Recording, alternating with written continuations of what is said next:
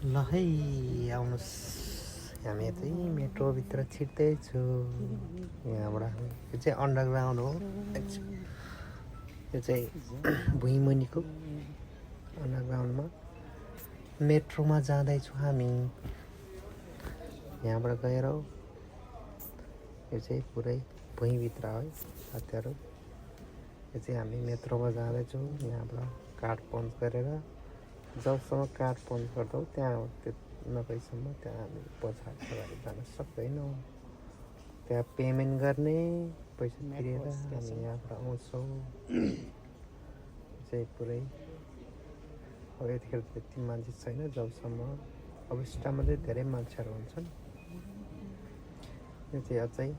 भुइँमुनि जानुपर्छ अन्डरग्राउन्ड हो अझै तल्लो 2 स्टेप जानुपर्छ एकदम भित्रै हो यो चाहिँ यहाँ चाहिँ मेट्रो आउने ठाउँ यहाँ चाहिँ अब 2 मिनट 5 मिनट लाग्दैछ मेट्रो आउन यहाँ चाहिँ वेटिङ गर्ने ठाउँ सबैजना यहाँ वेट गर्छौँ मेट्रो नआएसम्म यसरी हिँड्छौँ उतापट्टिको अर्कै लाइन हो यतापट्टिको अर्को जाने आउने दुईपट्टि पल्लोपट्टिको आउने हो यतापट्टि एउटा मेट्रो आयो पल्लोपट्टि यतापट्टि हामी उता जाँदैछौँ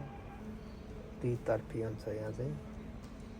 यहाँ बस्नुपर्छ यहाँ वेटिङ गर्नुपर्छ मेट्रो नआएपछि अहिले अलिकति अविश्राम छैन नभए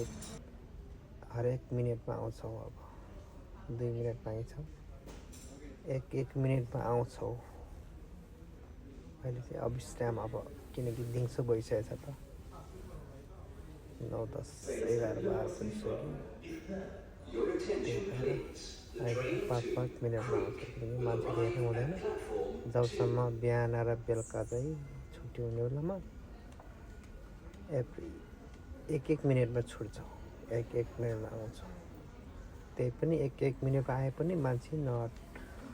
6:30 हुँदा कति धेरै हुन्छ मान्छेहरू मेट्रोकै अब कामबाट आउने जानेहरू हुन्छ अब यतापट्टि आयो यतापट्टि आयो सबैजना स्कुल जान्छौँ यहाँभित्र आउने हुन्छ कोही जाने हुन्छ आफ्नो ठाउँमा जानेहरू आफ्नो स्टेसनमा आएर यो चाहिँ पुरै